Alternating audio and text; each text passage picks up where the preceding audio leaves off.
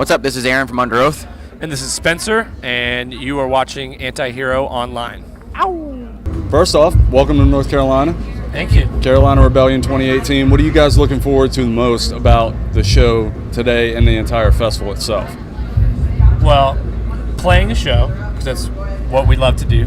But other than us actually performing, Alice in Chains. Stone Temple Pilots. And Stone Temple Pilots. Yeah, seeing those bands tonight. Great. Are you guys going to kind of stick around and get in the crowd or side stage maybe? We'll red cup it hard, dude. I'll be in the crowd for Alice in Chains. Yeah, we'll red cup it hard. Yeah. Straight in. We went, we had a day off the other day. We played Knoxville, Tennessee. We had a day off there. We were playing the same venue the next night as Stone Temple Pilots the night before. We hadn't seen him with the new guy, So we just, on our day off, we went, and me and him got in there. We bought a drink, and we're like, let's see how far we can get up Walk there. right up and we there. got all the way. I mean, we were about from here to that pole to the front of the stage, just in the crowd with everybody. Oh, dude, that's awesome. And what is the festival experience like as a band? Do you guys try to stick around as much as you can and kind of see the acts that you want, or do you got to literally hit the road? So much of it's about like bus call. Your bus driver and when he has to, where you got to be tomorrow and what time load-in is tomorrow and all that shit. When we do these in their flyouts, like if we're not on tour, because right now we're on tour it's our headline tour called the No Fix Tour, and it's touring America in between all these festivals. So we're at the mercy of the bus. When the bus leaves, we leave, and we'll hang out and listen to bands, and even bands we've never heard of, or bands that we might not even like. Like I'll go check out everyone, if I can.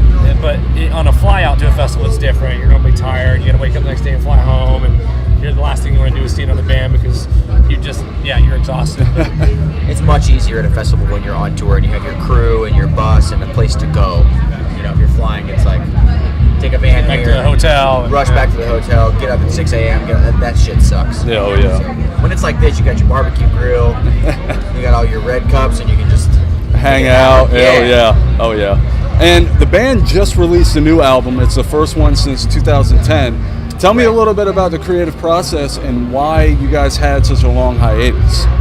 Well, the hiatus was we didn't think we were going to ever play again. We got to a point, I think we had just, like a lot of bands do, like I think every record we put out, like we don't want to do that anymore. We don't want to do this anymore. That's not cool anymore. This isn't cool anymore. And like eventually that box gets really fucking small. Yeah. And you've kind of put yourself in a room that you don't even all fit in. So we just kind of walked away at one point thinking we would never, ever play together again. And like we grew up together since we were teenagers. So eventually it came back around and we learned to fix all the problems that we had and did a reunion tour. The reunion tour led to writing music, which has led to this record while we're here right now. So it was a long story, but to make a long story short, is we fixed all our friendships, and that led us to writing music again because that's what we did as friends. Is write music. Oh, yeah. So it's bound to happen. We got a new record that came out about a month ago. It's called Erase Me. Yeah, dig it. Yeah. Check it out. And what was it like getting back into the studio again as a group? It was amazing. It was different. So awesome. It was so different this time and so freeing. No one knew we were making a record. It was a giant secret.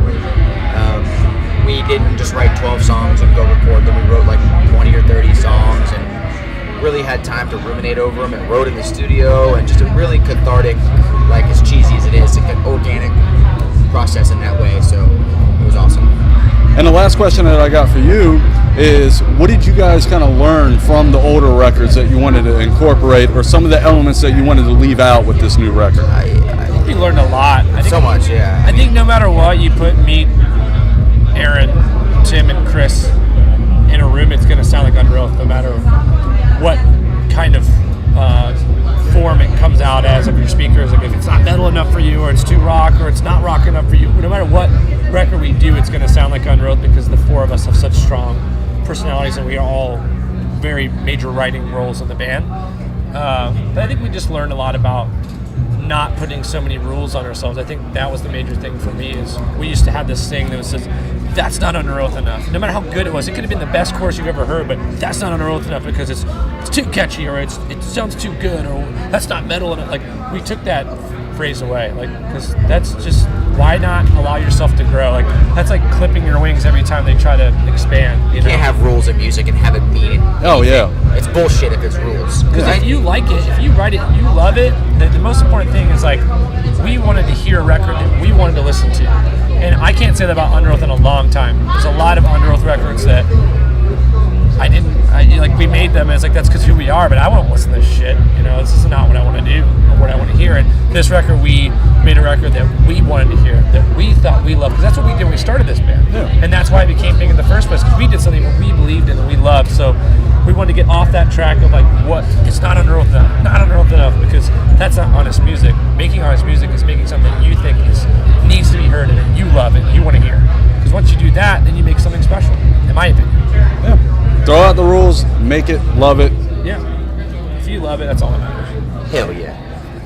All right, that's everything I got for you guys. Thank you, buddy. Is there anything that I left off that you would like to talk about? Again, our new record, Erase Me, came out last month. And Please we're check on it out. tour right now, the No Fix tour. Buy a ticket, get a free record. If you buy a ticket, you get a free record.